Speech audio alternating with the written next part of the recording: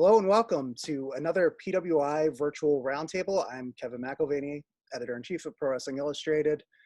Uh, Joining me again is Pro Wrestling Illustrated senior writer Al Castle. Hi, everybody. How you doing, Al? Good.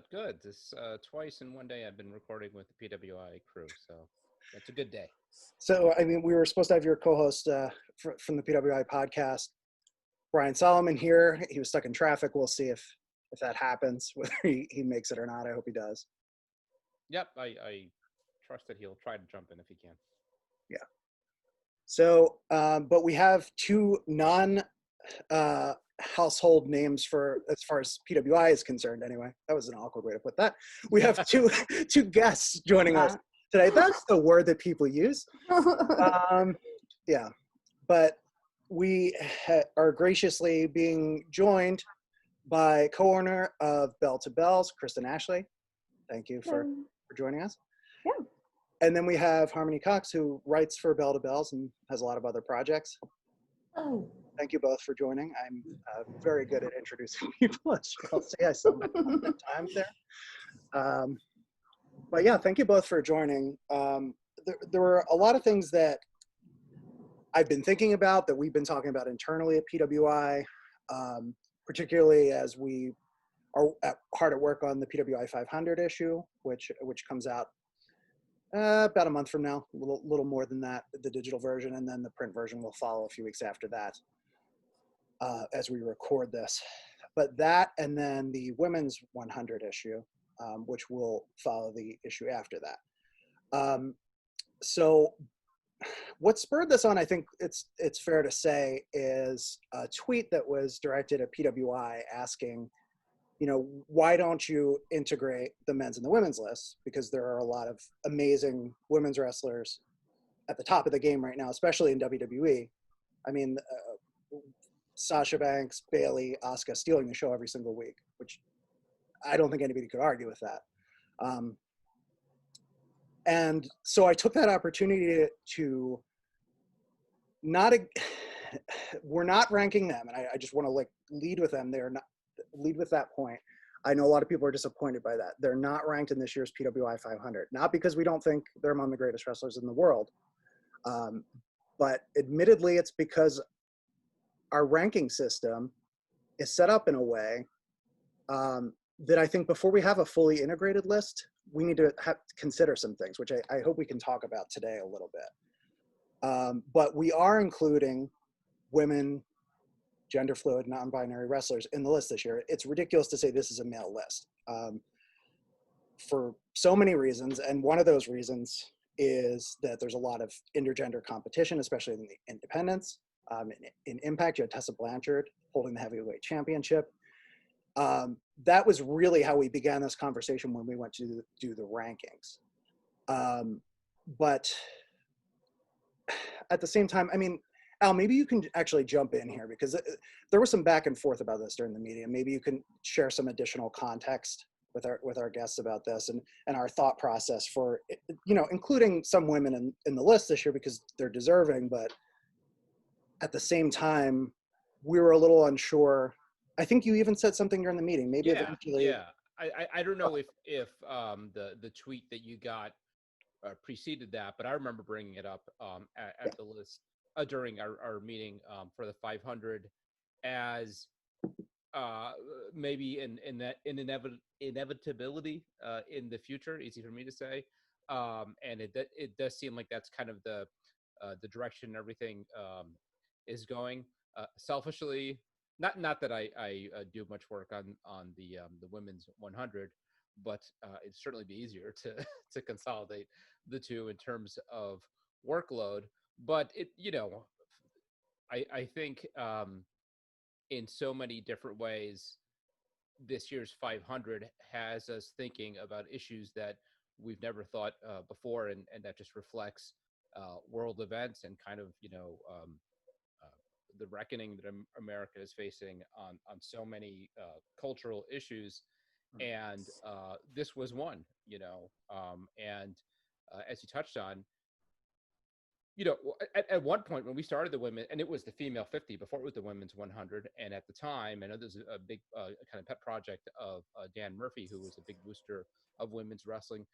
It was still kind of a novelty, and the women's the female 50 predated the women's evolution, and I don't know if it quite went back to the brawn panty matches days, but it Yeah, was at not least kind of not the quite tail that end of it. long. It was, Yeah. I mean, Shimmer was an entity by the time Yes. it was Yeah. launched. That But was in the terms of like what on mainstream pro wrestling, what WWE was presenting, right. I mean that might have been kind of the Michelle McCool days and that kind of stuff, which was certainly worlds better than years before it. But now it's gotten so far. I mean, now we've had women headline WrestleMania, and now and I remember talking to Charlotte about this in the hot seat interview featured in the current issue of Pro Wrestling Illustrated. The We've kind of gotten um, over this hump in the women's movement in a good way, where it feels like the novelty is worn off, and now um, when there was the first women's Hell in a Cell or the first women's Royal Rumble, it was like, oh, well, can you imagine, women in a Royal Rumble? Whereas And now, it just of feels course, like, yeah, they're just wrestlers now, yeah. and that's a good thing. And because of that, it does. I did feel we need to at least address the question: why are they separate? If they are essentially doing the same thing, competing on the same shows, when you look at the criteria for the PWI 500, it's essentially the same criteria for the women's 100. So the only thing separating it is this issue of gender, and as you touched on, it's even kind of further muddied now by women and men working together. But even before that, the reality is that women were training under men and with men for years and years and years, right? So it just feels like kind of an arbitrary separation. And I mean, the reality is that there are a lot of issues to address and reasons why it makes sense. And for one thing, once you consolidate the two, you're losing a lot. A lot of people will lose their spots on either, right? And you know, of the 100 women that are ranked in any given year, maybe 50 will make it to the five. I mean, who knows? And then that's also theoretically 50 fewer spots for men. So there are going to be some folks who wouldn't be happy about it if and when we get to it. So I do think there would be fewer men, or more men not being on the list than women. I think there would be strong arguments to have most of the women who would make the That's 100. a good point because But it's not two 500 lists, right? But before you and I get too far into this, I feel like we've had our guests sitting here as the two men yammer on about women's wrestling for 25 minutes. So let's be polite and human about this. I went straight to you, and I should have gone to our guest first, but I wanted to shed a little bit of context of where we were coming from. So, I mean, I guess I'll start with Kristen here first, because you chimed in on Twitter during this conversation, and kind of said, it would be great if we eventually got to this point, but I also understand you want to do this kind of the right way. I mean, we spoke a little bit about this off of Twitter afterwards too, but I appreciated that you wanted to be involved in this somehow. And while the 500 is very much underway at this point, we're actually designing the issue at this point. So complete overhaul of it is, I mean, just from a practical standpoint, is unfortunately not possible. Right. But even before that, I had been considering reaching out to you because I thought it would be great if you could join us for the Women's 100 issue to be on the ratings committee. And very glad that you've accepted that invitation. So I'm excited for that. Thank you. But I mean, when you saw all this, so running, co-owning Bell to Bells, seeing this announcement that we make, my long Twitter thread that like, what is he even talking about at some points? Because I go very into, I think I sometimes tend to write things like, everyone knows how PWI has been approaching things forever. And no, realistically, not everyone does. Now, our readers do, like, who've been for a long time, but most people on Twitter have varied levels of understanding, you know, and don't see the whole picture because they haven't been reading the magazine for years. And so like, when you saw this, what were your thoughts? Like, your gut reaction when you first see this announcement? And like, you don't need to sugarcoat, just go for it. I mean, I can understand why people would be upset that they're not mixed, but I also understand that they're not completely one list, because the sad truth is there are more male wrestlers. So if you mix the two lists, you're probably not going to get 100 women's wrestlers. I mean, that's just the sad truth of it. So, you know, it depends on, really, it's what is the goal of the list, right? Do you want one list that's 500 but also is fully compatible with equality, and I mean it's fully equal? Or is your goal, well, we want to highlight as many independent women who maybe are not on TV weekly as we can? Because the truth is that the women's revolution didn't start with WWE in 2018, 2015, whenever they called it. It didn't start then. It started way before then. And there are women who have been wrestling in the indies a lot longer than women who have been wrestling in the WWE. So, I mean, you also want to give them a chance to be on a list too. And maybe some of them are less, well, they're likely less known than, you know, your Asukas and your Beckys and all that. So I can see both points. And I think really, ultimately, it's what's your goal? Is your goal to showcase more women? Is your goal for a fully equal list? That's what you have to balance there, I think, for sure. Right.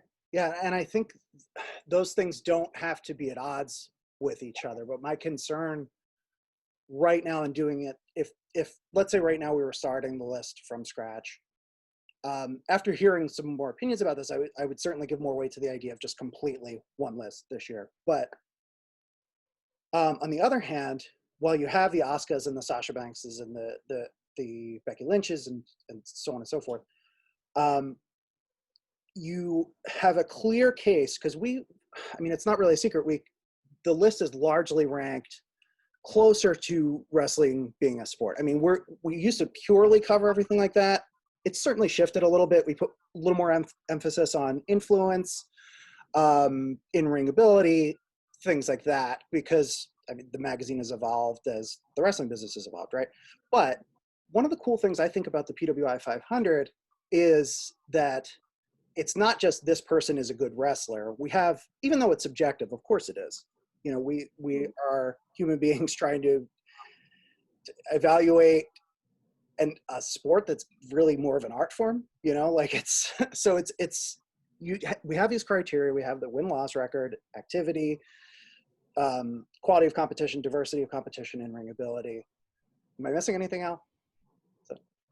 It sounds about it. So we talk. Okay, let's say that's it. If not, it's the other ones. Oh, influence on the sport. I just said it, and but what I worry about is I think there's some WWE wrestlers who, I mean, you could easily see where the wrestlers we mentioned earlier would be in the top 5, top 10 of the list based on those criteria, right? And I mean, they have the top titles. Then there's kind of, you know, you have the women's tag team titles in WWE, and you can still, those are still, especially the past couple months, have been a much bigger deal. So you can put those on par with any secondary title. And then there's literally nothing else. So anyone who has not been in, we put a lot of emphasis, if you look at the top of the list every year, it's people who've been in main events, it's people who've had the top titles. And when you don't have those titles to compete for the most part in WWE and at all in most of the other promotions, I think there's certainly a case to put most of the women who will be in the women's 100 list on the 500, but would they rank well, or would they have kind of a middling rank? Yeah, that's what I think. I mean, I think to people like Carmella, who a couple years ago would have been higher because of championships, but right. This year, yeah, right. But this year, I imagine she'd make the women's 100 somewhere, right? I mean, maybe she's kind of in the middle of the order. But where would you put her in the PWI 500? You know, would she would she break the top 300? Would she be on it at all?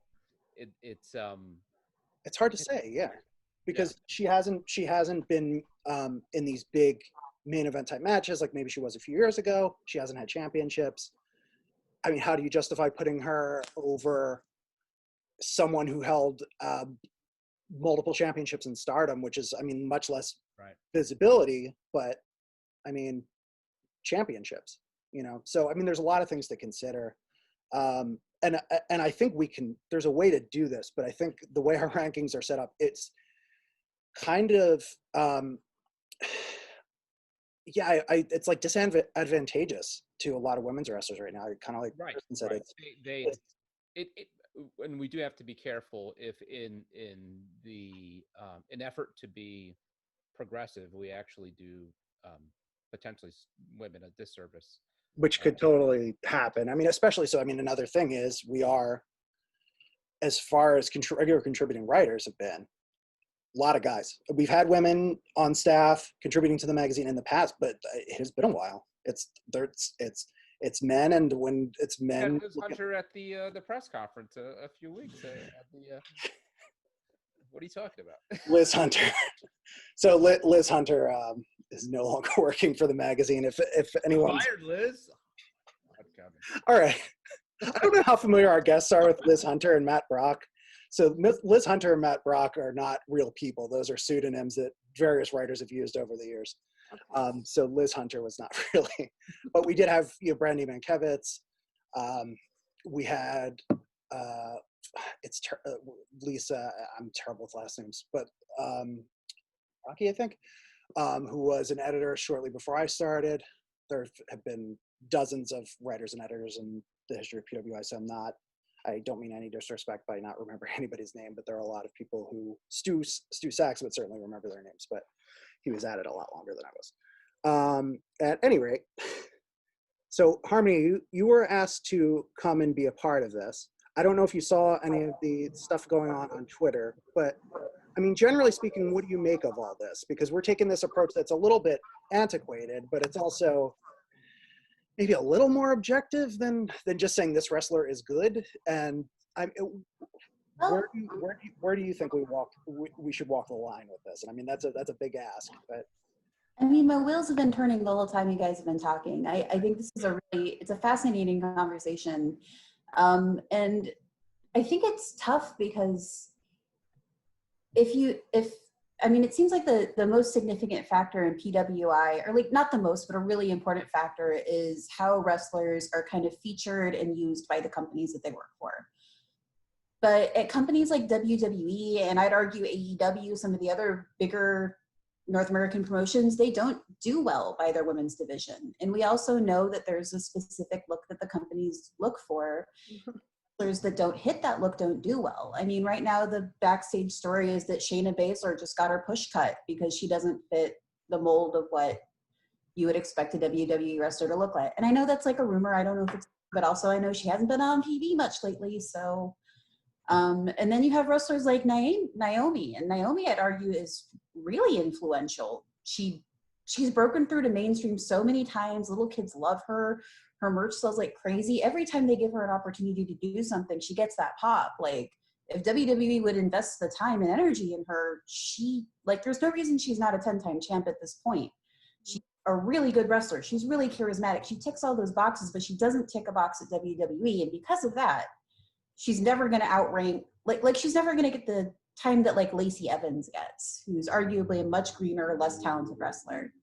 So it's like, I don't think it's PWI's job to fix those problems necessarily. Like, if you guys can call Vince and like straighten this out, that would be great. Why haven't you done Yes, make a call. Shot, right? We don't have that power now.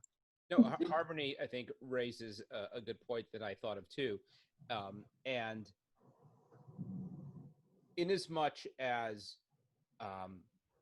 the criteria is the same for the men and the women, the PWI 500 and the women's 100, the reality is that there is this extra set of criteria for the women that is not imposed by us, but is a reality, which is appearance, right? Because in as much as you rank well based on the success that you achieve in wrestling. So much of that, at least in WWE, and I think to some extent in other companies, is based on appearance. So, not to throw anybody under the bus, but just because I brought her up again, let's say Carmella, who's a fine wrestler and athletic, but there was a time where she was getting, world title runs, and she was a featured act.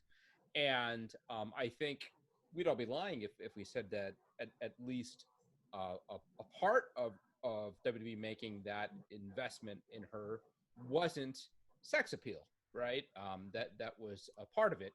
And that, and the reality is that to some extent that exists for the men too, but to a much less of extent. But It's I more watched of an interview last night and with my wife, and she's commenting on how nice Drew McIntyre's beard looks. He's a fine looking gentleman, but you also, but that's much less a concern. I mean, you see, and that's a good thing on WWE's part, because I think they've moved away from aesthetics from men more in recent years. So you could have, Keith Lee headlining on NXT, or Kevin Owens as a big act, or Samoa Joe. But Nia Jax is still this kind of novelty act, right? I mean, you just don't see women. She's the exception, pretty much in the whole company. Less so in other companies where you do see more different body types. But with WWE, I mean, worlds better for sure from the days of Candice Michelle and Sable and Tori Wilson headlining, but it's still there. Right. And again, that's not to knock any of the divas of the past. I mean, obviously, That was the job was very good at. Yeah. She was very popular for a reason. Tori Wilson worked. They did well. Not knocking any of them. We're just talking about. That was the job description at the past. Sure. Right. It's also, I would also throw out there that a lot of those divas trained really hard and became awesome wrestlers and kicked a lot of ass. Like 100%. Yeah. They couldn't control the culture that they got hired into, but I have a lot of respect for wrestlers like Nikki Bella and Trish Stratus, people who were hired because they were pretty and fell in love with it and worked really hard and got really good at it. I don't want to say anything to disparage those people. I feel like it's more the company in general. Like you mentioned Kevin Owens, and I love Kevin Owens. He's one of my favorite wrestlers, but he gets body shamed all the time on WWE. Like commentary makes fun of him all the time. Yeah. Poor Otis. Every time he's in a pay-per-view, I hear Corey Graves. And by the way, Corey Graves with that haircut, he doesn't get to make fun of people's appearance. Every time he does any the worm or whatever, Corey Graves is acting like he's seeing the world's worst abomination in front of him. They're not a body friendly company just because they're willing to let fat dudes wrestle now. But I'm also conflicted because I really love those wrestlers. I love Otis, I love Kevin Owens, and I want to see them wrestle. I can't imagine a woman who looked like that getting a chance at WWE though. And it really bums me out because there are large-bodied, incredible female wrestlers who are missing their chance at WWE.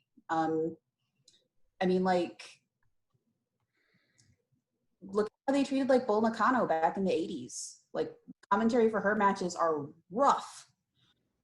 You could not play a lot of it today. And she's one of the most influential champions they ever had. And none of that seems to have really changed. It seems like it's still a big problem in the company. Sorry, that's just something that really bothers me. No, that's definitely worth drawing attention to because it's an issue. Oh, Brian, welcome. Hi. So sorry, everybody. All right, it's you probably didn't choose to sit in traffic. But No one does, Kevin. If you did, maybe you had an audiobook you wanted to listen to. But so essentially, we were just talking about this standard based on appearance, which applies to both men and women, more so to women in WWE. And then a lot of wrestlers are just not given the opportunities that some other wrestlers are given because they don't necessarily fit the mold. So we use the example, Al just mentioned Carmella. I think Harmony, you said, was it Lacey Evans getting opportunities over, say, Naomi, for example, who's proven that she's great. And there's been a big rallying cry to get more attention and opportunities thrown Naomi's direction, because she's proven that she can do it. And the times when she's been champion or been in the mix, she's incredible, right? I mean, she's great in the ring, has incredible presence, awesome look. She has this crossover appeal, as you said, where she's people who don't give a crap about wrestling see her and like, wow, she's amazing. And I mean, I can attest to that.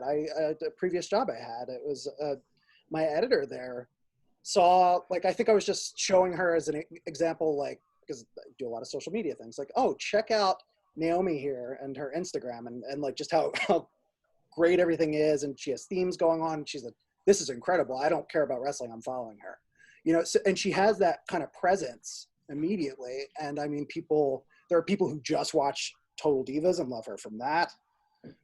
So I mean, she's just one example. And I mean, we can't pretend that this is just a coincidence over and over again, that like the conventionally attractive blonde women get the pushes, right? Like that's, and then how does that, because we are covering wrestling as a sport to some degree, and people who win titles, who are in main events, do better. I mean, it's kind of baked into our ratings a little bit, right? Yeah, I mean, you can only respond in that sense to who's being pushed and who, if you're ranking based on that, you're kind of in a corner, because then what do you do? I mean, you can call it out, obviously, but there's still that responsibility to respond to who's getting the push and who's winning the titles and that sort of thing. Certainly. Yeah. And we've dealt with that on the men's side with the 500 over the years. I mean, there's the year that Miz was number one. And certainly Stu was not a big fan of that. And I think there's a few people on the staff, but it was like, well, he was the guy who's getting the big world title push for much of the evaluation period, and others over the years. I mean, if you look at the history of the 500, there are people who have the first 500 was Hulk Hogan, first number one ranked person.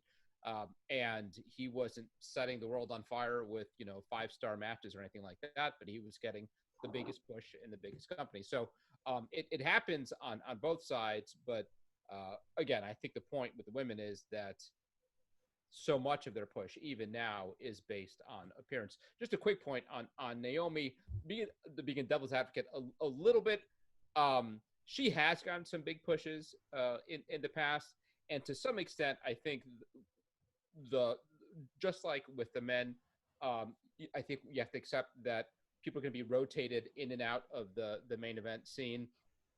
And with fewer unless you're one particular wrestler, but what's that? Unless you're one particular wrestler. Sure, yeah. But with fewer women, there are fewer storylines. So at any given time, there's only a handful of women being featured, because there's only a handful of feuds being featured. And then the other part, I'm not buying that, like, well, maybe it's personal taste. I think Naomi's very attractive. So I don't know that her appearance holds her back at all.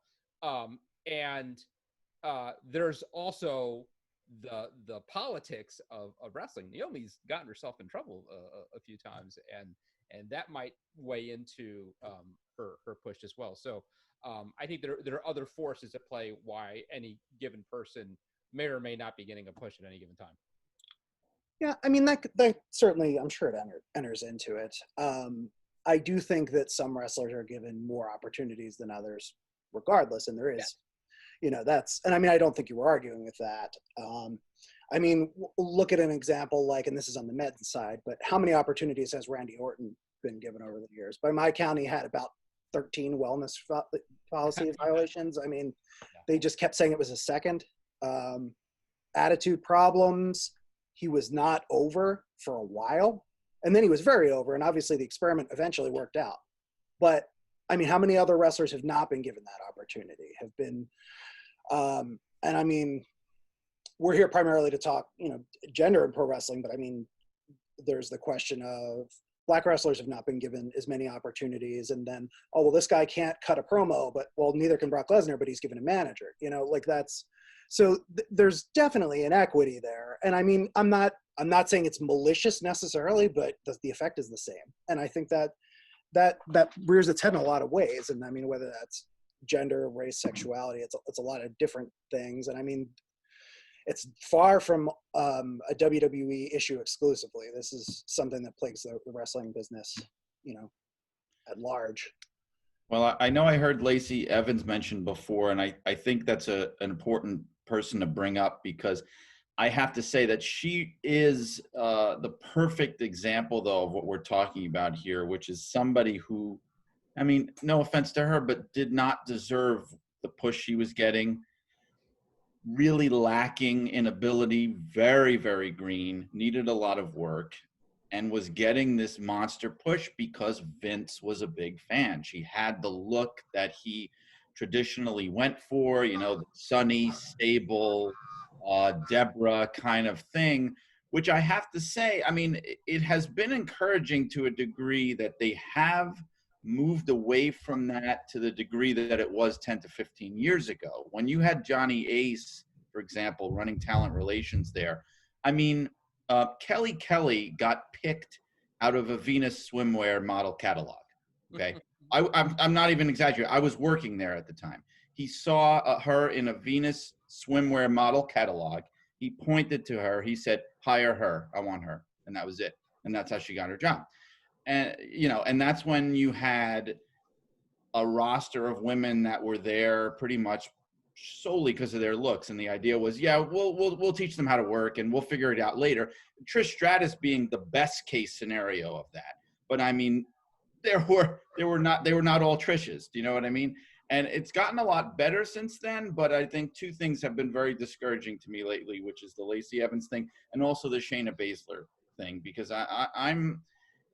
I've really been disheartened to see how basically they brought her up and then just pulled the plug. And from what I understand, I may be wrong on this, from what I hear and see through the grapevine, a big part of that was, again, the Vince part of the equation of being like, well, this is not what I have in mind as a female superstar. And so forget about everything she accomplished in NXT and how much was invested in her and getting her over and everything. And it's just, well, you know, she doesn't look like what I have in mind, and that's the end of that. And those two things, I think, have been major steps backwards in recent years. I think probably while you were getting in the house and putting your car keys down, we were talking about that very thing. Oh, I'm sorry. No, it's No, but that speaks to you weren't here. It's like, this is not groupthink here. This is what a lot of people are feeling. And I mean, maybe that's not, I mean, we're speculating to some degree, but also, I mean, why else was she not on TV? I mean, unless she was sick, but I mean, no word of that, or injured or whatever, but no indication of that. And I mean, certainly even the fact that she didn't win a WrestleMania, right? Because she had the Elimination Chamber match just ran roughshod over everybody. That was very telling. Basically, her match with Becky was surprisingly one-sided. I mean, that was not the kind of match I was expecting to see. I mean, she really got humbled in the way that match was set up. Also, I don't know if you guys mentioned Asuka too, but I mean, they turned her into a clown. I mean, she went from being in NXT, she was this phenomenon, comes up to the main roster and becomes, I mean, it's gotten a little better in recent weeks, but becomes a comedy wrestler because I guess they just can't take her seriously and they turn her into a stereotype. So, you know, that's another problem. I mean, like, to Asuka's credit, like, really gave everything to anything she's been given. I mean, she goes for it and she makes it work the best she can, but she really, I mean, that undefeated streak could have continued longer. We could go on, but let's just, we should probably. I do want to Sorry, throw in there that, just Asuka had a clown gimmick or clown makeup gimmick when she was Kana, and she was actually a terrifying clown, so she can pull that off if we give her the chance. But yeah, like, you gotta let her do the comedy and let her be scary, because she's genuinely terrifying if you just let her be the incredibly skilled wrestler that she is. But And when I say clown too, I don't mean, I mean in the sense that they made her into somebody to laugh at rather than somebody to be intimidated by. You know, Yeah. more than like in a literal sense, just in the way of like, they made her into kind of a joke. And I mean, I don't know if part of it was, I think they really hung her out to dry when they had her cutting her own promos, which they never really did in NXT, because rather than protecting her weakness, which is her mastery of the English language, it was almost like they were trying to highlight her weakness and make almost, I hate to say it, but almost make a joke out of it in a way. It almost seemed like. And that's something very tellingly that they protected when she was in NXT. But they just left her out there. I really feel like they hung her out to dry in the way that she was booked when she came to the main roster. Yeah, really. Ironically, it's once she started cutting promos in Japanese that she became a better promo, right? And now I think she's seen as one of the better promos in the company, cutting promos in a different language. I mean, why not? I mean, it's her native. Well, she's the only person who's actually cutting unscripted promos, I guess, in WWE right now, and it makes all the difference. So we could talk about problems within WWE all evening, I guess, but I would actually like to move over elsewhere and talk. And I mean, well, before you do, can I, to keeping it on topic, one last thing that I think would be fun to go around the table on this topic of integrating the 500. If we were if we integrated the list this year, which we're not, I'm curious, everybody here, which women do you think would belong in the top 10? Yeah, so I thought, also it looks like we may have lost Harmony. Hopefully she gets back. I think we did, yeah. But we'll repeat the question. I think I need to think about this. What I thought I had my answer, but nope. Like just in WWE or all around? The world is your oyster there. Like, are we basing it off of skill? Well, the same criteria that we have for the 500, okay. right? Which is, Kevin? Titles, so win-loss record, quality of competition, diversity of competition, technical skill, influence on the sport, and I believe that's it. I tend to forget one when I rattle them off out loud. That's a very, like, to put someone on the spot. You can chew that over for a minute if you'd like to. Let me chew over. No, it's good. I mean, I think Charlotte would make the actually I would say Bailey is in the top 10. Yeah. On the basis of, I mean, she's held that title for a long time. She's had the tag title as well. Those are things that we would typically really take into consideration. We would probably, for the evaluation period, I think Becky would be in the top 10, right? Right. Even though she stopped closer to the end of the period, she's not technically retired. If someone is officially retired, they're out of the running, but she's not. She's on leave, maternity leave or pregnancy leave and then maternity leave, I guess, but presumably she'll be back at some point. Yeah, I think she could easily go in the top 10. I actually had a thought, like the NXT women, like could Shayna Baszler make it? Could Rhea Ripley make it? Rhea Ripley's reign is a little shorter, so I don't know that she would necessarily, but I think she's top 20. I would put Shayna. I would put Shayna for sure. I mean, she held it for so long, and she beat people like Kyrie. You know, I mean, I would put her in the top 10. Okay, carry on. What about? Yeah. Well, yeah. Unfortunately, I think of people like Tessa, right, and Taya, who have fought against men wrestlers, right? If you're thinking about skill and the skill set of their competitors. But also people like Shida, right? Hikaru, Riho. I'm trying to think who else would be in AEW that might fit on the list. Well, I mean, that was actually the next point I was intending to bring up was AEW, just because, I mean, I think there's certainly like this depth and quality of talent on that roster. It is not, even though WWE has a way to go, AEW could do so much better in presenting its women's division as I mean, even just having the matches on Dynamite as opposed to on Dark. And Dark is a wonderful show. I love watching it. But it is the secondary show. And that's honestly one of my concerns. I think we'd have a hard time. There wasn't a dominant standout women's champion necessarily. I mean, Nyla was dominant for the time that she had it, but she didn't necessarily have a ton of defenses. Rhea is sort of the same thing. Hikaru Shida, I think, is going to have a terrific run, but it's still early days for that, right? Yeah, So, go ahead, sorry. No, please. Well, the thing is, too, I did some math on match time, because unfortunately that's kind of, it's a good indicator of how they value the women, right? And AEW on both cases did the worst. I mean, they had the lowest amount of matches out of everything. I'm talking Impact, everybody. So, and they do. I mean, I know that it's riddled with, injuries right now, but not that riddled. I mean, they have a lot of women, and they're featuring a lot of women as like these weird guest wrestlers, but they're not hiring them, which is strange to me. Yeah, I think that's absolutely a concern.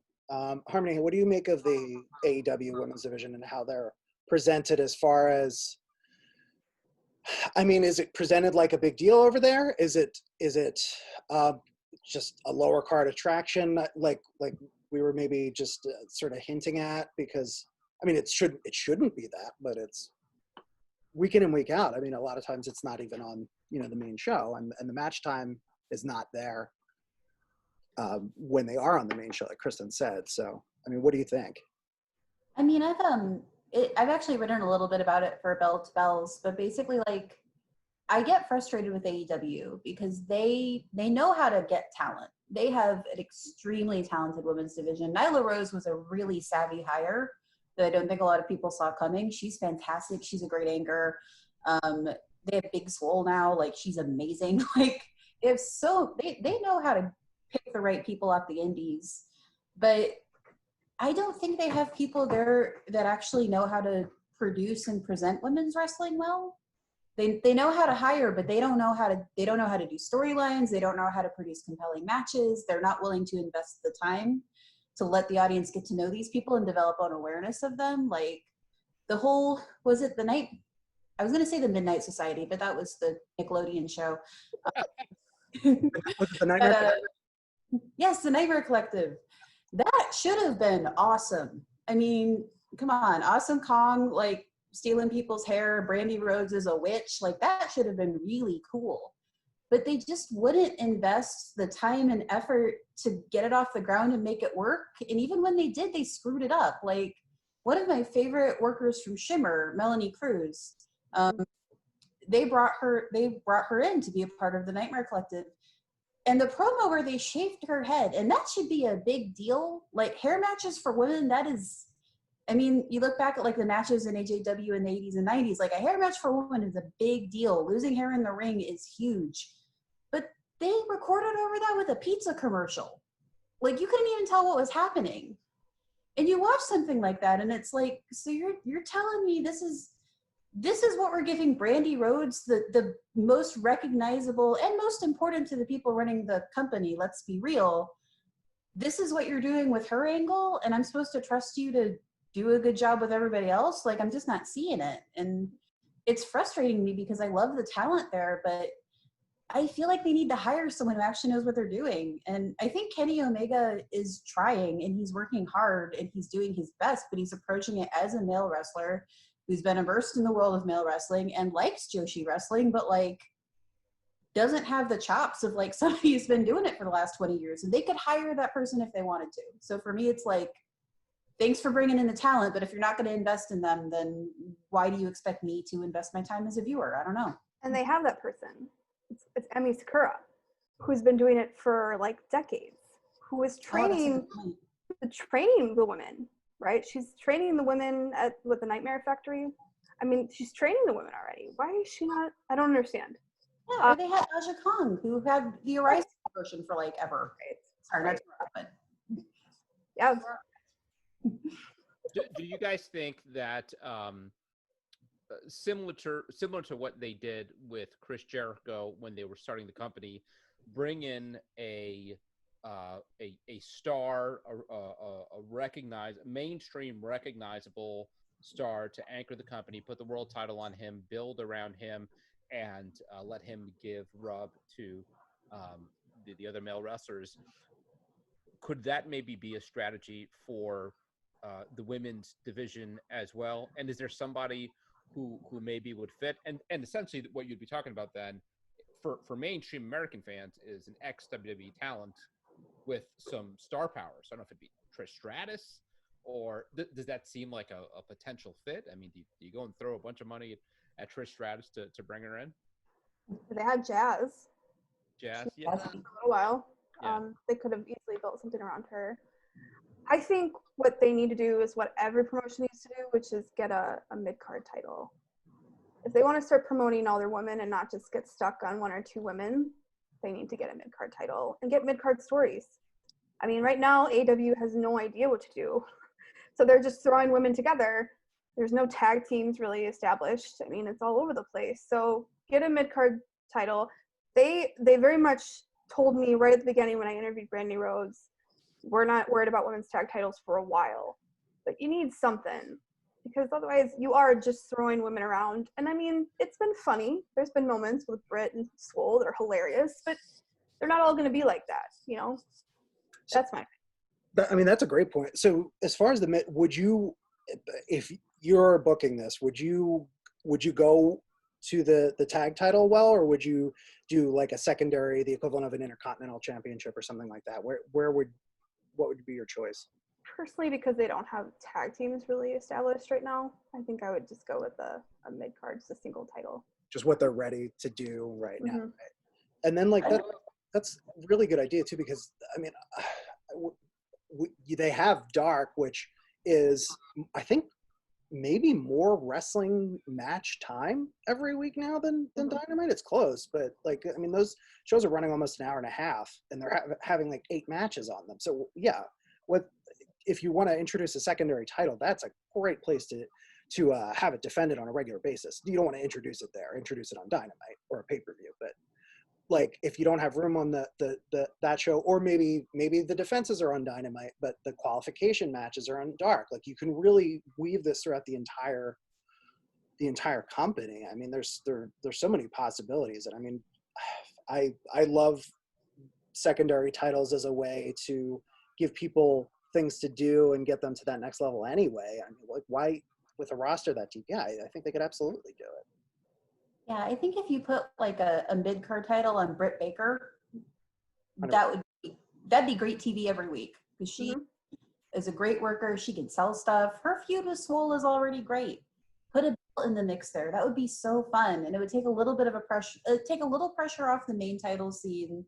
So spread it around, get more workers in it, and be able to have a little fun and get us invested in these characters. Because for a lot of these wrestlers, like, I know all of the women in the AEW division because I'm nuts about women's wrestling, but I also think for a lot of people who don't watch it, this is the first time they've ever seen any of these people, and they need the chance to get to know and love them like I do. That's very well said. Do you think WWE could benefit from a similar approach where because I mean, they have the 3 brands, they have 3 hours of television on Monday nights, they certainly have a lot more women's matches than they used to, but they are personal feuds, and that's great, but sometimes it's good to have a prize to go after, right? I mean, certainly from our perspective, because we talk about, look at this as like objective and as a sport. I mean, do you think WWE could pull that off, or is that too much with the women's tag titles? And then, does it depend on how they're used? I mean, maybe that's a loaded question. I think they absolutely could have a women's mid-card title if they wanted to, and I think the if they wanted to question is key. Mm-hmm. Like, basically, like, you know, the tag team titles are the mid-card title at this point. Like, Nikki Cross wasn't going to get main roster gold any other way. Same with Kairi. And I'm really sad Kairi's saying, I guess this is her last night, by the way. Which, yeah, she's done it WWE. But anyway, yeah, they could do it. Like, there are so many talented women on the roster. There are so many of them that are good workers, great, like, big personalities. Like, imagine if you took a mid-card title, put it on Bianca Belair, and put her on SmackDown. Like, that would be fun, and that would be cool, and she could do it. But the question is, would the company actually be willing to invest the time and energy and take time away from the male performers that they think Vince thinks sells commercials and sink it into that? And that's what I don't know. Because if they did it like they did the women's tag titles initially, where they just like put the belts on the Iconics and then forgot about them for 6 months, then that doesn't help anybody. So that's kind of where I'm stuck.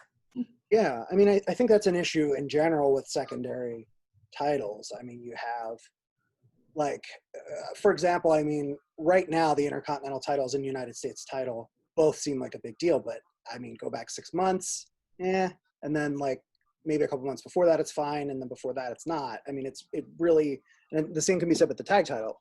It's when they want to focus on it and make it a big deal. But I mean, they already have. If you look at some of these shows recently, and I mean, maybe this is partially speaking to who's able to go to the shows at this point or willing to go to the shows, but just looking at the match lineups, I mean, some nights it is damn near half women's matches. I mean, so if those matches are already on the show, I mean, to me, it makes sense to add some kind of stakes there, right? And then like give people something to fight for.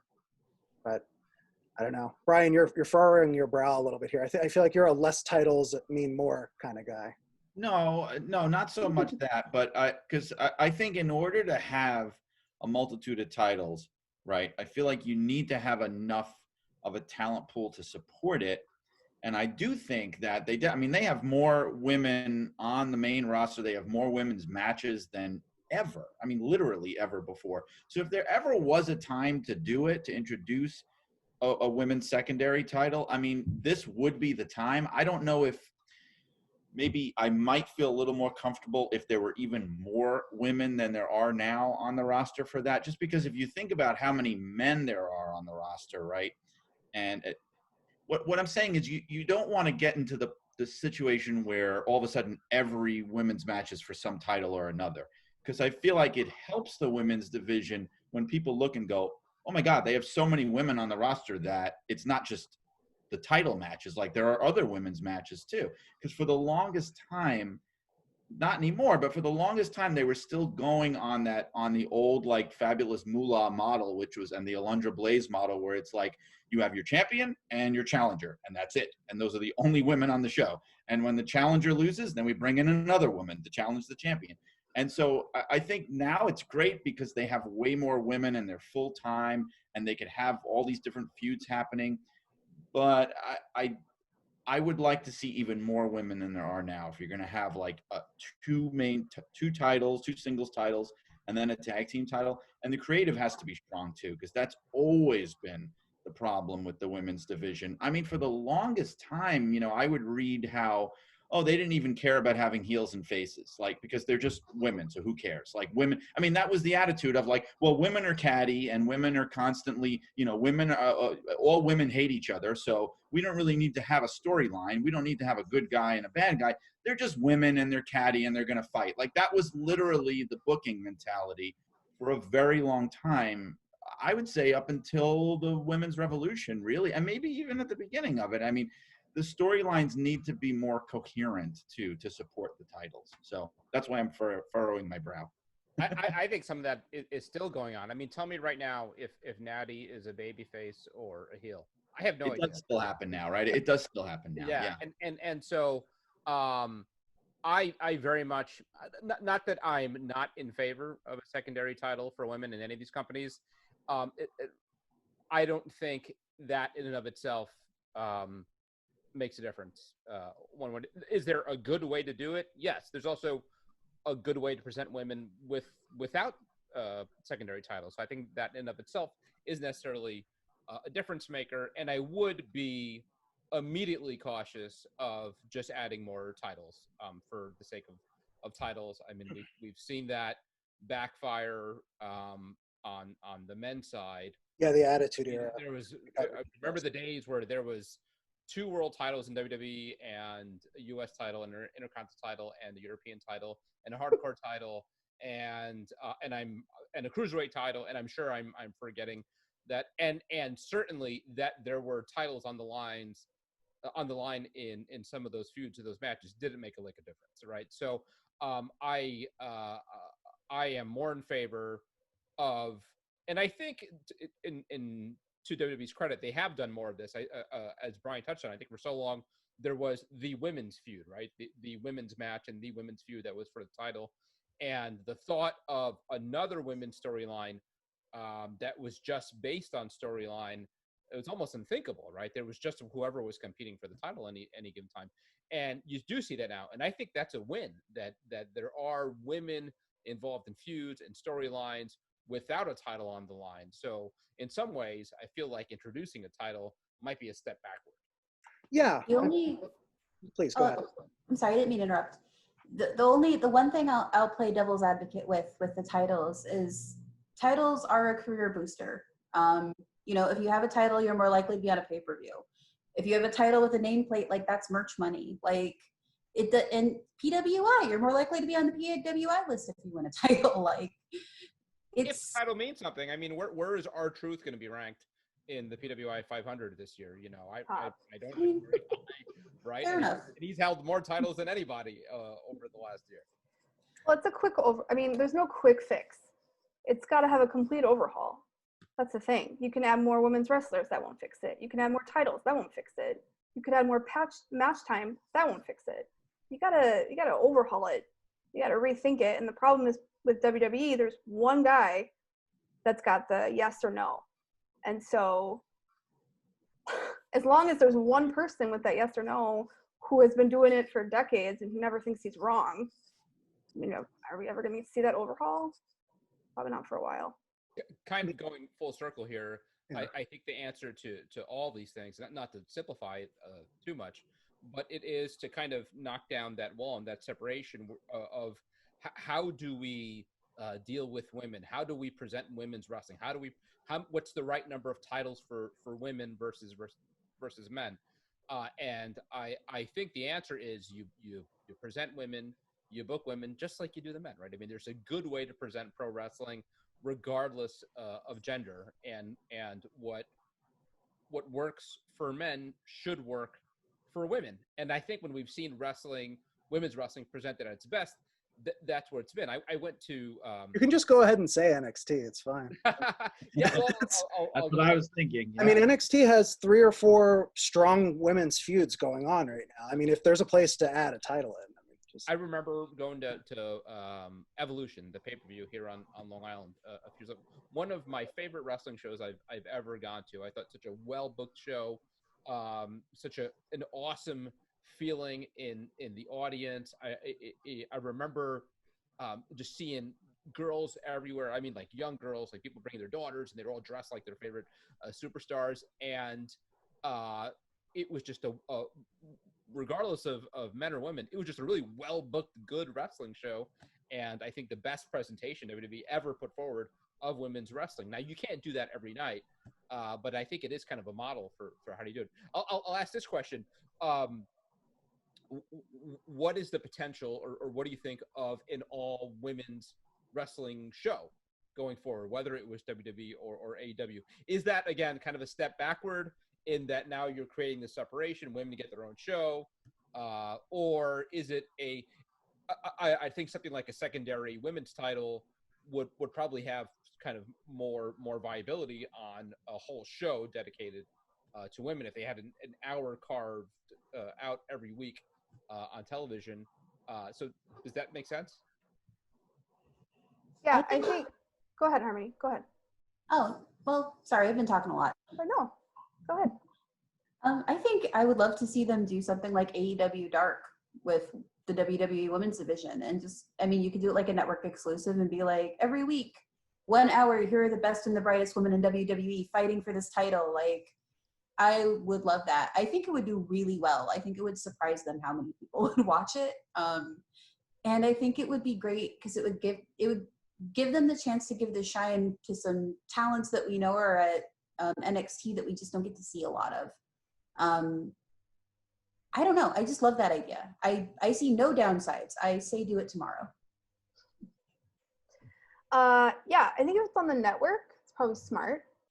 I think it depends on the promotion. I think if you put more WWE TV on national TV channels, I think it's just gonna maybe not do well enough. Because there is, in my opinion, too much programming. Like Raw doesn't need to be 3 hours, come on. So I think if on the network, it might actually make the network useful to buy for some people, you know, maybe they'll actually put out the money for it. I think it just depends on where you put it and who you put on it, in my opinion. It just kind of depends. I look at it the way that I look at the cruiserweights in a way, because I think, like, okay, I thought for example, the Mae Young Classic was outstanding. I mean, both times. I loved it. Absolutely loved it. I don't know if they're planning to do it again. I don't know if anybody knows more about that than I do, but I thought it was fantastic. Now, I also thought the Cruiserweight Classic was fantastic, but when they turned it into a regular thing, 205 Live, it became ghettoized. And it became like, oh, we're just going to throw these guys on this show because they're not worthy of being on the main show. So I feel like the same thing might happen. So I guess what I'm saying is, like, I would be very much in favor of regular specials that are only women, like the Evolution pay-per-view or the Mae Young Classic and things like that. I feel like if they just got relegated to their own show, you would have the same thing happen that would happen with the cruiserweights, where it's like it becomes an afterthought. Like, so in other words, keep them as part of the integrated main roster, but then give them these showcase shows here and there where they get the spotlight to themselves. That creates the feeling of, yes, they're worthy, quote unquote, of being on the main roster, but we also want to showcase them on their own sometimes to show you how great they are, you know? Whereas with the cruiserweights, it became like, yeah, this is so that we don't have to have these little guys running around on our main show. We'll just give them a little show like that. But that was what it projected. And I wouldn't want that to happen to the women's division, is all I'm saying. I mean, I didn't want it to happen to the cruiserweight division either. So, you know. Yeah, I think what I'm hearing is that there's a good way to do it, but not a whole lot of confidence that it would be done that way. Well, also think of the company we're talking about here. Right. You know? Yeah. Okay. It's your former employers. I know I'm the bitter ex-WWE guy, right? I almost feel like I'm so hesitant to criticize them because I feel like that's what everybody expects me to do. Like, he used to work, so he hates them. I'm sorry. What was that? Because of the well wishes, right? They gave you well wishes, I'm sure. So. Yes, all my future endeavors have really turned out great in the last 13 years. Definitely. You're come on, you're doing well. No, I was not. I was being, I was not being sarcastic. It's true.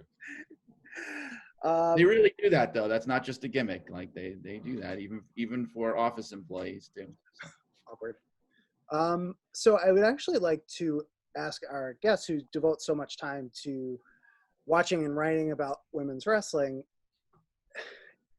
who should viewers and listeners of this video / podcast look out for as some of the next big women's stars who aren't in, let's just narrow it down and say who aren't in WWE and AEW yet. It could be North American, it could be international stars. And I mean, that's a loaded question. And I mean, if you want to list 10 people, that's fine. But like, who are some people we should watch out for? Like everyone who's ever wrestled for Eve. I mean, that would be, oh man, there's so many. But the thing is, so many of them have been in there forever, like Jetta, or our ex-WWE, or NXT UK, which is kind of pretty much ex-WWE right now, at least. But, they're phenomenal over there. I mean, I never even knew about UK wrestling until I started writing for Diva Dirt and still headed Diva Dirt. And then I learned about the NXT UK scene, or the UK scene, excuse me, and it was like, blew me away. Those women are phenomenal. They are crazy good. So that's my answer. Just keep a lookout on the UK scene. Everyone over there is great. And there's a lot of stuff on YouTube too, like entire shows. Oh yeah. And they pull from Joshi a lot too. So they pull from everywhere. Mm-hmm.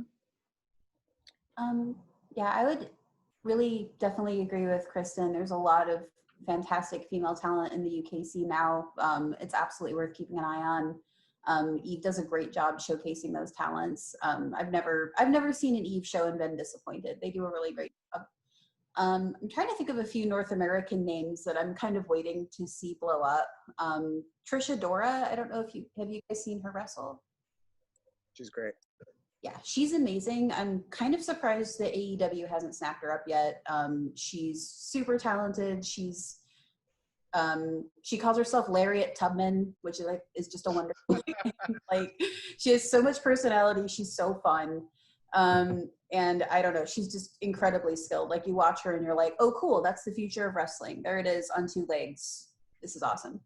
I'm trying to think. It's kind of hard because wrestling hasn't been happening really for like the last months. So I'm having to stretch my brain back a little bit.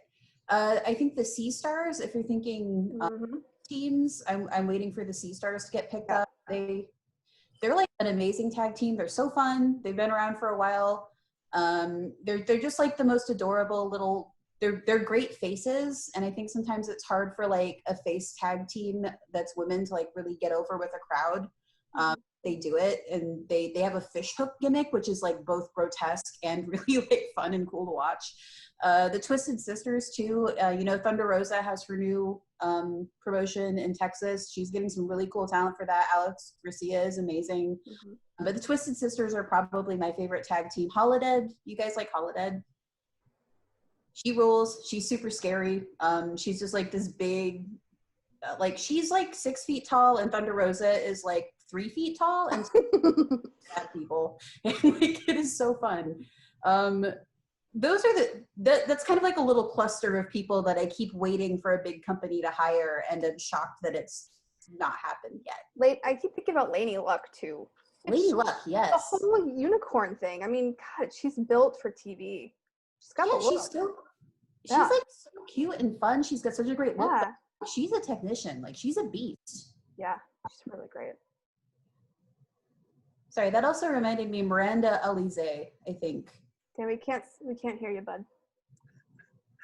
There you go. I think I hadn't been on a Zoom call, but it was a benefit because I didn't talk over harmony, which I'm very good at talking over people by accident. I swear it's not on purpose. I just get excited, but not an excuse. Ashley Vox and Thunder Rosa, of course, both showed up in NWA, and Thunder Rosa did not show up, won the championship. But again, that's not a big televised promotion, so they can go higher than that. And cheap plug here, Thunder Rosa is in the August 2020 issue of PWI, which will be on newsstands maybe by the time this goes up. I just did an interview with her. She's amazing. Yeah, she's really cool. Really and yeah, I mean, there's a lot of great wrestlers on the independent scene. There's, of course, I mean, I think something worth mentioning as far as the UK goes. I mean, Kaylee Ray came out of Eve. I mean, she cut her teeth there. She became a big deal there, and then WWE saw her, and she was in. Was it the first Mae Young Classic or the second? I forget which one she was in, but certainly that's how she got on her radar. On their radar was from her performances in Eve. So I mean, there's just so much. I mean, really, there's such a huge amount of great wrestling out there, and I'm always kind of overwhelmed by it because there's so much to check out. And that, it's a challenge for us because we're trying to cover the people that deserve coverage, but I mean, it's an exciting challenge. I mean, there's worse problems to have. And great to hear all that. I mean, some of those people that you mentioned, I'm more aware of than others. But I mean, your input's really appreciated there, essentially, is what I'm saying. I'm rambling again. I'm very good at that. But yeah, thank you for that. I know I put you a little bit on the spot with that question. Like, what wrestlers are good? I felt bad because he was like, "Oh, I'm just going to talk for like an hour." Like, if you I can list them for you. Let me get my list out. I mean, Al and Brian have kids they have to look after, but I mean, I'll hang out and you can just. Harmony can just listen. My 3-year-old had better be asleep by now. That's all I'm saying. Almost 10 o'clock. So. Cool. I mean, well, is there anything else? I mean, we've covered a lot of ground here. I mean, I think we could do something like this again. Certainly, it was great having you both on the show. Is there anything else you want to add, like something that we haven't been able to cover here, that an issue that you think needs more attention, something people should watch out for? Again, big, broad, open-ended question. Well, I guess I have sort of a broad, open-ended question in return. Because getting ready for this, I read the letter explaining kind of the rationale of maybe combining the two lists. Mm-hmm. And one of the things that was mentioned on there is the fact that for non-binary and gender fluid wrestlers, having a men's list and a women's list is exclusionary. And when I read that, I was like, that is absolutely true. Like, mm-hmm. I don't know where you'd put a wrestler like Sophie King on like the men versus women's list, or Still Life with Apricot and Pears. Like, you can't put them on either list without disrespecting them. So I like the idea of combining them. At the same time, like,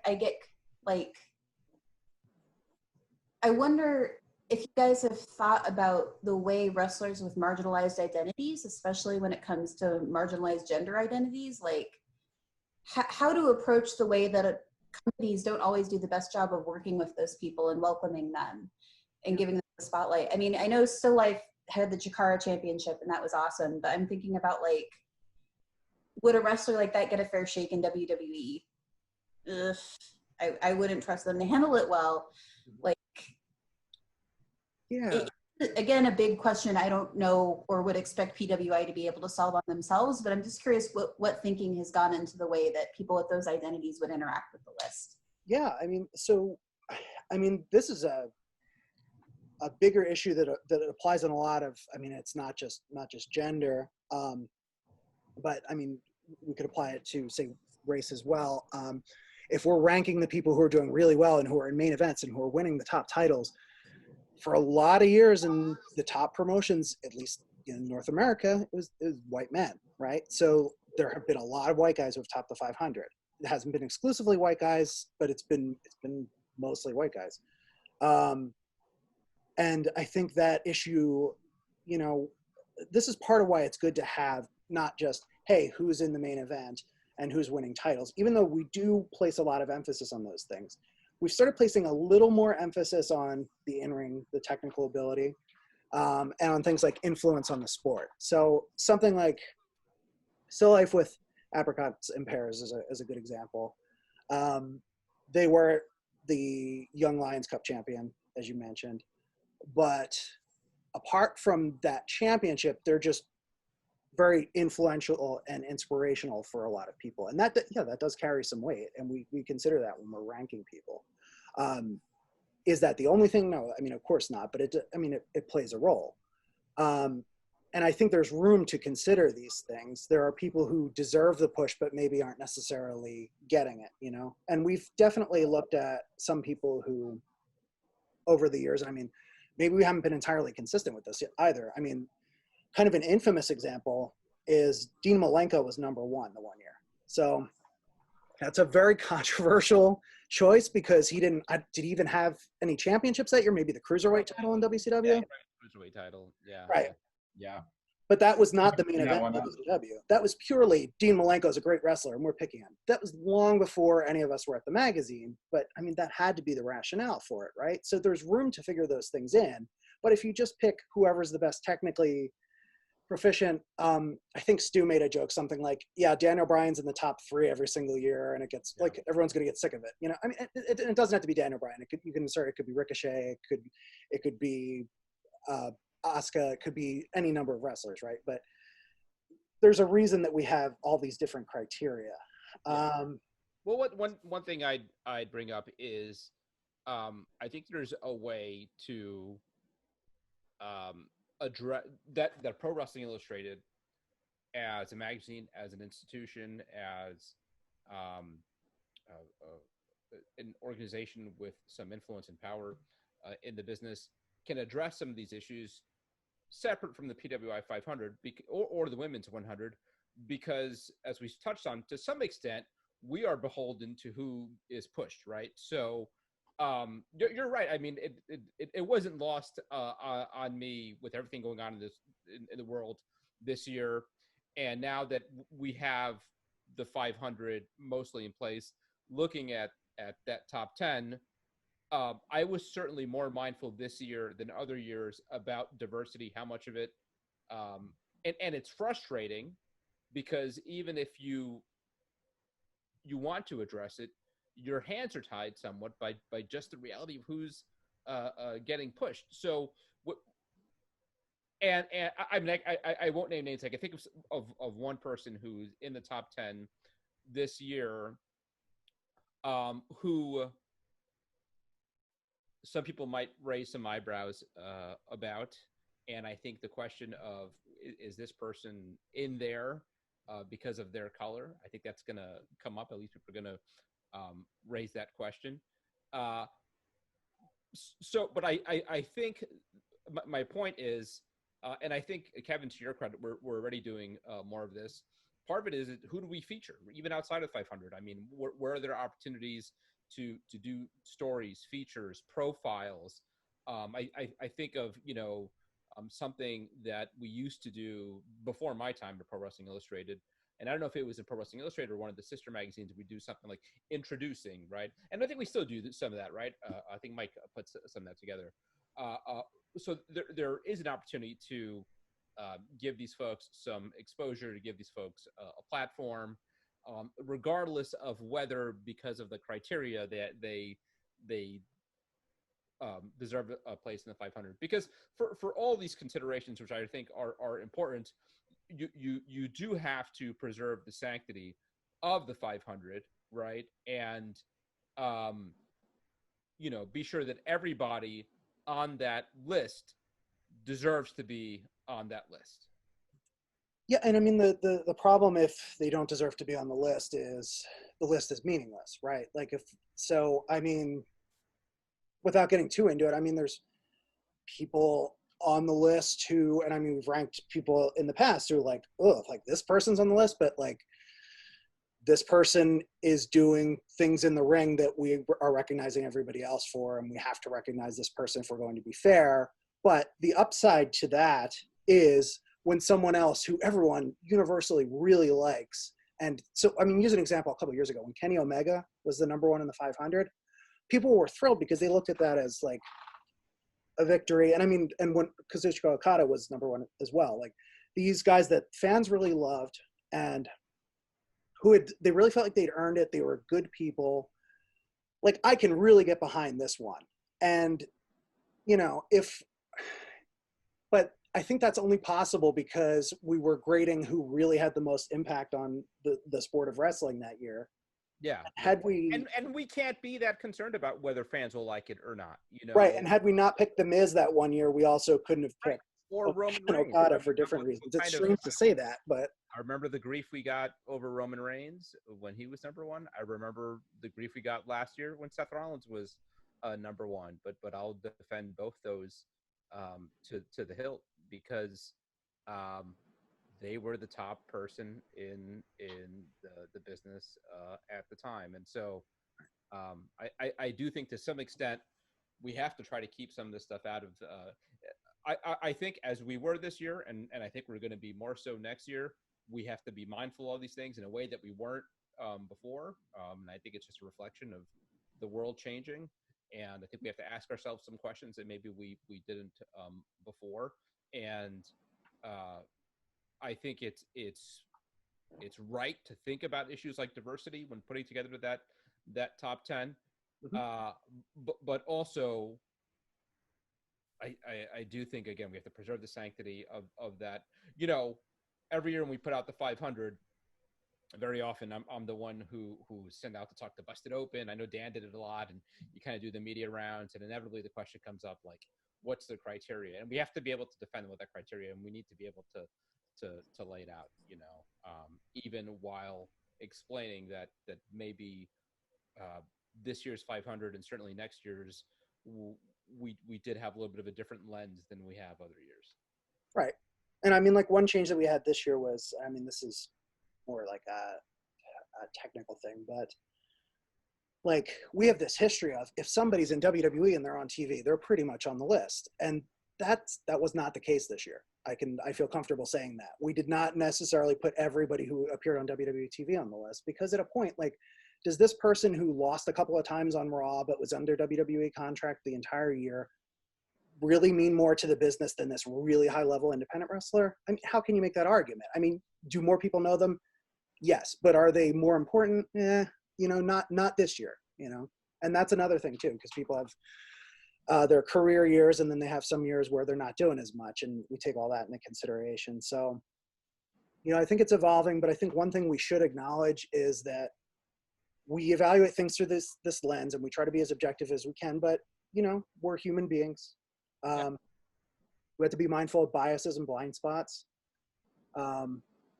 So, one example I'll give, last year, there was criticism that we missed a lot of really talented Black wrestlers that were just not included on the list, independent wrestlers from various parts of the country. It was not on purpose, certainly, but oh yeah, this guy really should have been on the list. Why was he not on the list?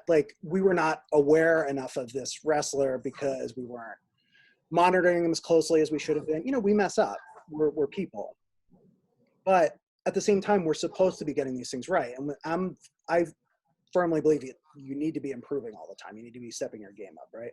So a guy by the name of Righteous Reg, who on Twitter, who put out this list last year, the Black Excellence 250, and he'll be doing it again this year, but he may be doing 500. And he was basically saying, hey, PWI only had, I forget how many people we had on the list, how many Black wrestlers we had on the entire list, but it was not a lot. And it's not that we're trying to hit a minimum this year, but I said, we clearly missed some people this year. So I want to look at his list from last year and I'm not as aware of this person. We need to look at what they're doing. And throughout the year, I was following all that, and the same way we look at our list from the previous year and what's this person up to this year? There are people out there we don't know about as well. And, there are not just one, I'm not going to pretend it's 30 or 40% of the list are women this year, but we've only ever had one woman on the list in any given year. It's only happened a few times when there's been a huge, China when she was a really big deal, or Sarah Del Rey when she was doing really well in the independent circuit in intergender matches. This year, there's a lot more because there was just this awareness of, we need to keep our eye all over the country, all over the world, and see who's out there. And we're inevitably, people are going to be like, how did you forget this person? And then we'll say, of course. And then next year we'll hope to do better. That's how it is. But we're not perfect. We do have blind spots. We do make omissions and we do make mistakes, and not to excuse them. I want to do better. I don't know if this was brought up while I was in traffic, but as far as the idea of integrating the list, I think that throwing gender out the window and just making it a list of the top 500 biggest names, biggest talents, whatever you want to call it, in the wrestling business, in the long run, whenever, if that were to happen, I think would be the way to go. I think it would only strengthen the list because, and indie wrestlers will hate me for saying this, but there's a large bunch of names on there every year that readers go, who the heck are these guys? You know what I mean? Nothing against them, but I think if we took the list and said, okay, who are the biggest stars? Who are the most important names? Who are the biggest draws? Who are the most successful? Who are, whether they're men, women, non-binary, whatever they may be, I think you wind up with a stronger list. You wind up with a list that's more full of names that people are going to go, yes, all of these people belong on this list, down to 500. That's my gut feeling on it. I think it actually strengthens the list. Because I think when people are against it, they might have this gut reaction of, oh my God, if we put all these women on the list, then all these deserving male wrestlers who would have gotten on the 500 in the past aren't going to be on there. And I think okay, we're not saying Seth Rollins is going to be on there. You know what I mean? Randy Orton's going to be on there. Bray Wyatt's going to be on there. Chris Jericho, all those, they're all going to be on there. But maybe we say Sasha Banks, Bayley, belong on the list more than some guy in an indie somewhere that no one's ever heard of. And that is my controversial opinion that I'm going to hang my name on. Just me saying that. I think you strengthen the list by doing that. So. And I think that is ultimately where we're moving. Could it be next year? Possibly. I said even just from a practical standpoint, we're so far into this year's list that there's it's the list, and we're already hatching preliminary plans for the women's 100. So valuation period is still open for that, however. So there's a little bit of time for people to to render their accomplishments and then, be evaluated. But yeah, I think that's where we're moving. We want to, like you said, it'll be competitive. And honestly, this year's list was a lot more competitive. Those people who wrestled a few matches in WWE but weren't all that successful aren't on the list, because how do you justify that when you have this increasingly visible independent scene with all these different streaming services, and you have NWA Power this year. Of course, you have AEW this year. You didn't have that as an entity last year. And even just that, taking the top AEW wrestlers, the top tag wrestlers in AEW, that's a lot of spots. And not everybody in AEW is ranked either, but it's very competitive even as it is, and it'll probably get more competitive, but maybe it's it's better for that. Tag Team 200, Kevin. I'd like the Tag Team 200. That's a cool idea. Yeah. Well, do you think, and maybe this goes without saying, but would the inclusion of women in the PWI 500, or the integration of the two, mean the end of the women's 100? I think it would have to, and that does make me sad, because readers enjoy that issue. We enjoy putting that issue together.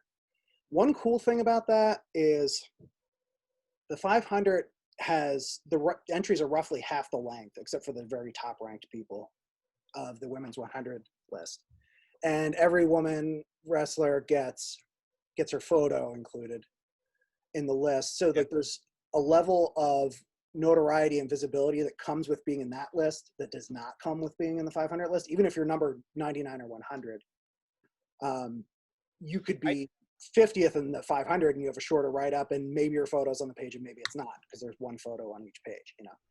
I think it's something that we should put out to our readers, get some feedback. We've got a year to make this decision. I think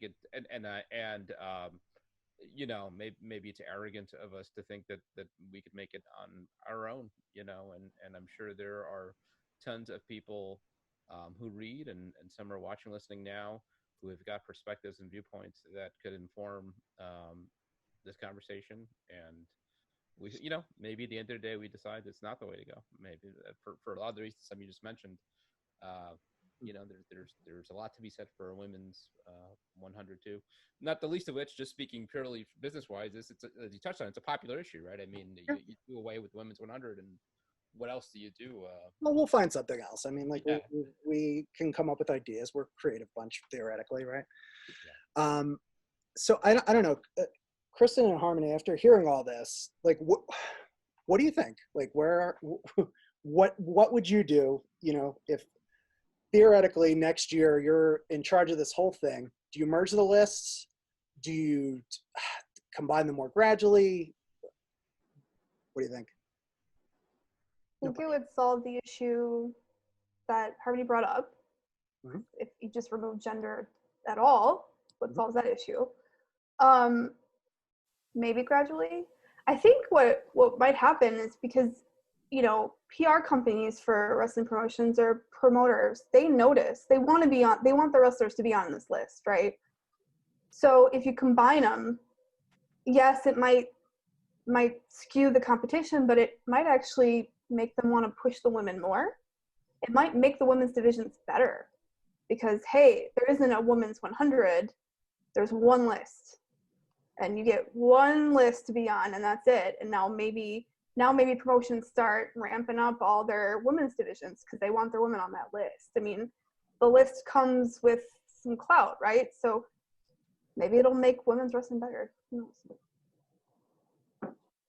Yeah, I pretty much agree. I don't know. I've always thought that gender divisions in wrestling are dumb, frankly. I've always thought it doesn't help the sport. It only hurts it. It especially hurts the women in it and people with marginalized identities. It just doesn't help anything. I do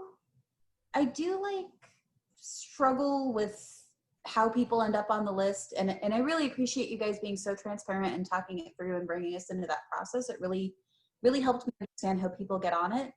I wonder if maybe there's like you could kind of work your way up to it and have a year where you have like your top 100 men, your top 100 women, and then the remaining 300 is a mix of all of the people we just thought were cool, or like, here's the whole list, but here's 50 people that didn't make the list that we want you to know about.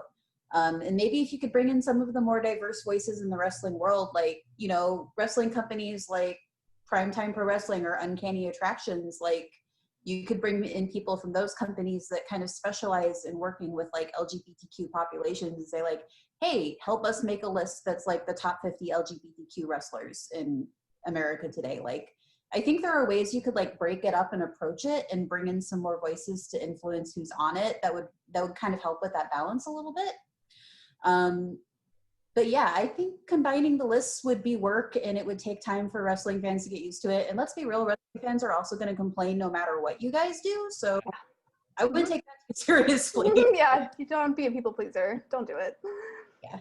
But I think if you're as thoughtful and transparent as you guys have been in this conversation, it will work. Mm-hmm. I really appreciate that. And I appreciate you both taking the time to talk to us. And again, excuse me for rambling so much and asking these broad sweeping questions that I expect you to have the answers to. But I mean, again, your perspective is appreciated here. And I think you really hit the nail on the head there, Harmony, with trying to bring different perspectives in and how important that is. And I do take that seriously. And I mean, it's the same reason that, I mean, even just we wouldn't assign one writer the list and just say, go make a 500 list. And that same logic applies to, hey, you know what? Like, there's ways to bring more people into the fold. And even if it's a little bit too unwieldy to have a Zoom call with 20 people on it, there are different ways to make it work. People can turn in, here's what I think. And then you like, okay, here's what so-and-so thinks. And like, what about this? I hadn't, like, you mentioned this person, but what about this person? You know, there's different ways. It's the wheels are turning here, and it's not, my mouth is moving faster. PWI poll. The thoughts are coming. Maybe this is a question to be put out in the 2021 PWI poll. Yes. Way to work the product back in. In the October issue of Pro Wrestling Illustrated. By the way, I called the October issue the August issue earlier, so great job by me there. All right. Anything else to add? I mean, both of you, again, thank you so much for devoting so much of your time here tonight to this. Anything to plug? Women's wrestling, just continue to watch it, whatever form it's out there. Yeah. I'm on Twitter at Harmonopoly. If you want to yell about wrestling more, I'd be happy to do great length on there. Just look me up. And I do write for Bell to Bells, and I want to plug that site. I think they do a really good job with unique wrestling, that great coverage from a lot of different people, a lot of different ideas. They do great op-eds. Just want to put in a plug. Come check out our work. We're proud of what we do, and I think it's pretty damn good. And that's Bell to Bells, BELL to TOBELLES. Right. .com. Yeah. Thank you. I mean, some viewers and listeners are going to know already, but for those who don't, there you go. And if you didn't hear it, I guess rewind it. But again, thank you both for joining us. Al, Brian, anything else? No, that's it. We recorded a podcast earlier talking about Extreme Rules and Slammiversary. I'm thinking we may need to break up the two because it's going to be quite the long Yeah, I think you might be right. The Junkyard Dog got involved. There was a lot of, we went off the rails. Oh, wow. Yeah, maybe this is two different episodes. That's fine. That's fine. Yeah. Cool. Yeah. Okay, excellent. Thank you. All right. Yeah, thank you. I'm going to stop the recording now.